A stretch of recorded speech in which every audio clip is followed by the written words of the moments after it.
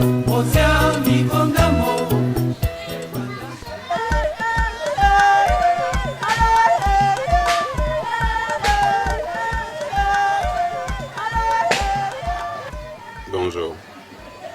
je suis Lorenzo Ganazi Yandoka. Mon surnom préféré c'est Fantôme. Je suis universitaire, spécialiste de finance internationale. Du point de vue professionnel, j'ai été pendant très longtemps enseignant. Aujourd'hui, je fais particulièrement dans l'humanitaire pour aborder les questions de développement à la base.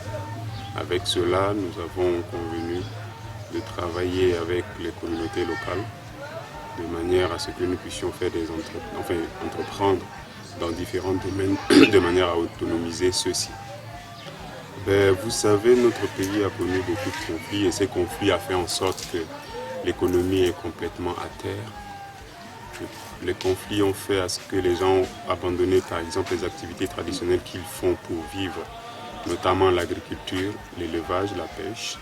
Aujourd'hui, il faut relancer cette dynamique. C'est pour ça que nous avons quitté notre fauteuil convenable d'enseignants pour venir servir d'exemple à ces populations paysannes de manière à ce qu'ils puissent suivre cet exemple pour qu'ensemble nous puissions les autonomiser dans les activités qui jadis étaient les leurs.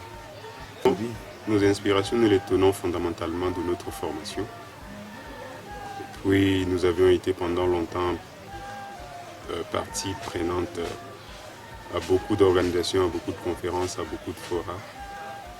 Notre parcours d'enseignant et ensuite le fait que nous ayons vécu pendant longtemps ailleurs nous a fait trouver beaucoup d'inspiration dans les fréquentations que nous avions eues par le passé.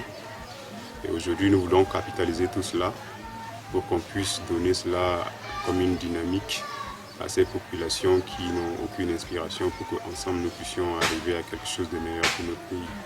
Si j'ai un conseil à donner à la jeunesse africaine en général, je lui dirais que l'avenir de l'Afrique lui appartient. Cela étant, elle doit donner tout ce qu'elle a pour que l'Afrique, qui est sa mère, puisse avoir la place qui est la sienne dans le concours des nations. Et si je dois restreindre ce conseil à la dimension de la jeunesse de la République centrafricaine, je lui dirais ceci. Ce qui a été arrivé a été trop difficile.